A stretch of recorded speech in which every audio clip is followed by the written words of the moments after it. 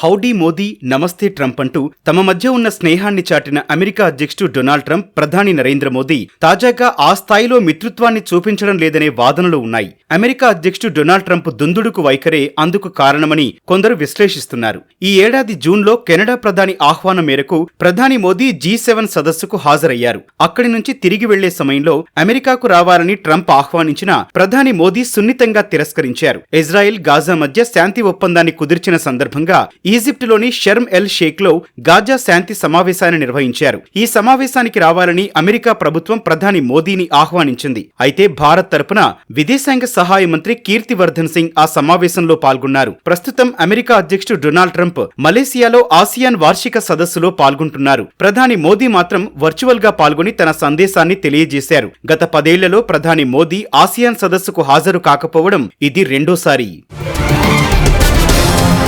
Quad సదస్సులో పాల్గొనాలని ఫిబ్రవరిలో ట్రంప్తో భేటీ అయిన సందర్భంగా ప్రధాని మోదీ ఆహ్వానించారు. శ్వేత సౌధంలో ట్రంప్, మోదీ మధ్య భేటీ తర్వాత ఇప్పటి వరకు ఇరువురు నాయకుల మధ్య 3 సార్లు ఫోన్ సంభాషణ జరిగింది. ఆ సమయంలో ప్రధాని మోదీని మిత్రునిగా ట్రంప్ సంబోధించగా యుద్ధాల ముగింపునకు ట్రంప్ చేస్తున్న ప్రయత్నాలను మోదీ స్వాగతించారు. 2019-20 మధ్య హౌడీ మోదీ, నమస్తే ట్రంప్ పేరుతో ఈవెంట్లు నిర్వహించి బలమైన స్నేహాన్ని చాటిన ఇరువురు నాయకుల మధ్య ప్రస్తుతం దూరం పెరుగుతుండటం ఆశ్చర్యాన్ని కలిగిస్తోంది.